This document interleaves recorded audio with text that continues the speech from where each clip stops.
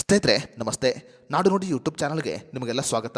ಸ್ನೇಹಿತರೆ, ಕರ್ನಾಟಕ ರಾಜ್ಯ ಶಿಕ್ಷಣ ಇಲಾಖೆ ಈಗ SSLC ಪರೀಕ್ಷೆ ಬರೆಯುವ ಎಲ್ಲ ಮಕ್ಕಳಿಗೆ ಬಿಗ್ ಅಪ್ಡೇಟ್ ಅನ್ನು ಬಿಡುಗಡೆ ಮಾಡಿದೆ. 2026ರ ಮಾರ್ಚ್ ಮತ್ತು ಏಪ್ರಿಲ್ ತಿಂಗಳಲ್ಲಿ ಆಗುವ SSLC ಪರೀಕ್ಷೆಗೆ ಸಂಬಂಧಪಟ್ಟಂತೆ ಈಗ ಹೊಸ ಮಾರ್ಗಸೂಚಿಯನ್ನು ಬಿಡುಗಡೆ ಮಾಡಲಾಗಿದೆ. ಈ ಮೂಲಕ ಕರ್ನಾಟಕ ರಾಜ್ಯ ಶಿಕ್ಷಣ ಇಲಾಖೆ ಪರೀಕ್ಷೆ ಬರೆಯುವ ಎಲ್ಲ ಮಕ್ಕಳಿಗೆ ಬಿಗ್ ಅಪ್ಡೇಟ್ ಕೊಟ್ಟಿದೆ ಅಂತ ಹೇಳಬಹುದು.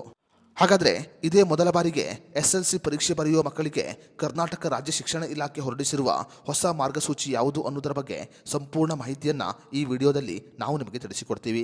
ವಿಡಿಯೋ ತುಂಬ ಇನ್ಫಾರ್ಮೇಟಿವ್ ಆಗಿದೆ, ಎಲ್ಲೂ ಸ್ಕಿಪ್ ಮಾಡದೆ ನೋಡಿ. ಹಾಗೂ ಈ ಮಾಹಿತಿಯನ್ನು ಪ್ರತಿಯೊಬ್ಬ ವಿದ್ಯಾರ್ಥಿಗಳಿಗೆ ಶೇರ್ ಮಾಡಿ. ಸ್ನೇಹಿತರೆ, ಕರ್ನಾಟಕ ರಾಜ್ಯ ಶಿಕ್ಷಣ ಇಲಾಖೆ ಈಗ ಸರ್ಕಾರಿ ಅನುದಾನಿತ ಹಾಗೂ ಅನುದಾನಿತ ರೈತ ಶಾಲಾ ಮಕ್ಕಳಿಗೆ ಪರೀಕ್ಷೆಗೆ ನೋಂದಾವಣಿಯನ್ನು ಮಾಡಿಕೊಳ್ಳಲು ಅರ್ಜಿಯನ್ನು ಆಹ್ವಾನ ಮಾಡಿದೆ.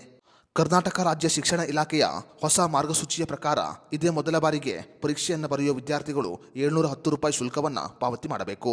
ಅದೇ ರೀತಿಯಲ್ಲಿ ಬಾಲಕಿಯರು, ಪರಿಶಿಷ್ಟ ವರ್ಗದವರು ಹಾಗೂ ಆದಾಯ ಮಿತಿಗೆ ಒಳಪಟ್ಟ ವಿವಿಧ ವರ್ಗಗಳಿಗೆ ಶುಲ್ಕವನ್ನು ವಿನಾಯಿತಿ ಮಾಡಲಾಗಿದೆ. ಅಷ್ಟೇ ಮಾತ್ರವಲ್ಲದೆ ಈ ಬಾರಿ SSLC ಪರೀಕ್ಷೆ ಬರೆಯಲು 75% ಹಾಜರಾತಿಯನ್ನು ಹೊಂದಿರುವುದು ಕೂಡ ಕಡ್ಡಾಯವಾಗಿದೆ. ಯಾವ ವಿದ್ಯಾರ್ಥಿ 75% ಹಾಜರಾತಿಯನ್ನು ಹೊಂದಿರುವುದಿಲ್ಲವೋ ಆ ವಿದ್ಯಾರ್ಥಿ SSLC ಪರೀಕ್ಷೆಯನ್ನು ಬರೆಯಲು ಸಾಧ್ಯವಿಲ್ಲ.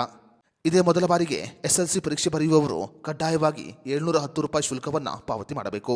ಈ ಶುಲ್ಕವು ಪರೀಕ್ಷಾ ಶುಲ್ಕವಾಗಿದ್ದು ಪ್ರತಿಯೊಬ್ಬ ವಿದ್ಯಾರ್ಥಿಗಳು ಪಾವತಿ ಮಾಡಬೇಕು ಅಂತ ಕರ್ನಾಟಕ ರಾಜ್ಯ ಶಿಕ್ಷಣ ಇಲಾಖೆ ಈಗ ಮಾರ್ಗಸೂಚಿಯನ್ನು ಬಿಡುಗಡೆ ಮಾಡಿದೆ. ಅದೇ ರೀತಿಯಲ್ಲಿ 2026ರ ವರ್ಷದಲ್ಲಿ SSLC ಪರೀಕ್ಷೆ ಬರೆಯುವ ವಿದ್ಯಾರ್ಥಿಗಳ ವಿವರಗಳನ್ನು ಶಿಕ್ಷಕರು ಕಡ್ಡಾಯವಾಗಿ ಆನ್ಲೈನ್ ಮೂಲಕ ಅಪ್ಲೋಡ್ ಮಾಡಬೇಕು.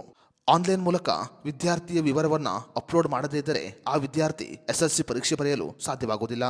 ಈ ಮೂಲಕ ಕರ್ನಾಟಕ ರಾಜ್ಯ ಶಿಕ್ಷಣ ಇಲಾಖೆ 2026ರ ವರ್ಷದಲ್ಲಿ SSLC ಪರೀಕ್ಷೆ ಬರೆಯುವ ಎಲ್ಲ ಮಕ್ಕಳಿಗೆ ಹೊಸ ಮಾರ್ಗಸೂಚಿಯನ್ನು ಬಿಡುಗಡೆ ಮಾಡಿದೆ.